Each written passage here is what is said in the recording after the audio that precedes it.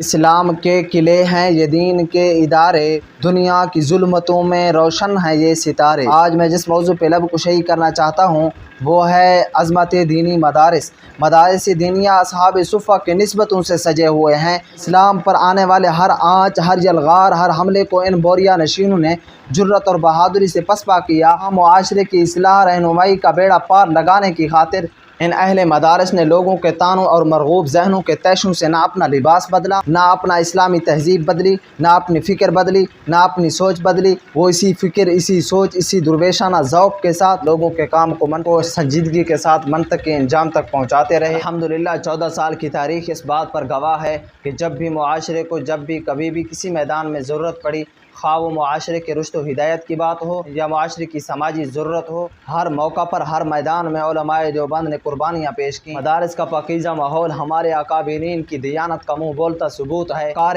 انجمن ہم ہیں، فروغ انجمن ہم سے، وقار انجمن ہم ہیں، فروغ انجمن ہم سے، سکوت شب سے پوچھو صبح کی پہلی کرن ہم ہیں۔ سامعین ذی وقار، آسمانی حقائق پر ایمان رکھتے ہوئے زمینی حقائق کو نظر انداز نہ کیا تو اس بات کا قطعاً انکار نہیں کیا جا سکتا کہ عالم رنگ و بو میں دین اسلام کی تجدید مدارس کا درویش صفت عالم دین کرتا ہے۔ مسلمانوں کی ملی اجتماعی کاموں میں اہل مدارس کا کلیدی کردار ہے۔ اہل اسلام کو مذہبی اور سماجی قیادت مدرسہ عطا کرتا ہے۔ آپ کے محلے کے مدرسے کا خادم، مؤذن، امام، خطیب آپ کو فتنہ گروں کے فتنوں سے بچاتا ہے۔ آپ کو شرعی مسائل بتانے والے، آپ کے اقتصادی نظام کو سودی لعنت سے پاک کرنے والے ہی بوریا نشین ہیں۔ آج بھی مدارس دینیہ 32 لاکھ طلباء کو اپنے اندر سمو کر معاشرے کے بھوک افلاس کو ختم کرنے کے ساتھ ساتھ علوم دینیہ کے منازل طے کر رہا ہے۔ معاشرے کے نام ان مدارس دینیہ کا ایک کام یہ بھی ہے، جب کبھی آفت سماوی کا سامنا ہو یا کہیں زلزلے ہوں یا سیلاب ہوں تو یہ فی سبیل اللہ معاشرے کی مدد کرتے نظر آتے ہیں۔ جہاں جہاں نظر آئیں تمہیں لہو کے چراغ،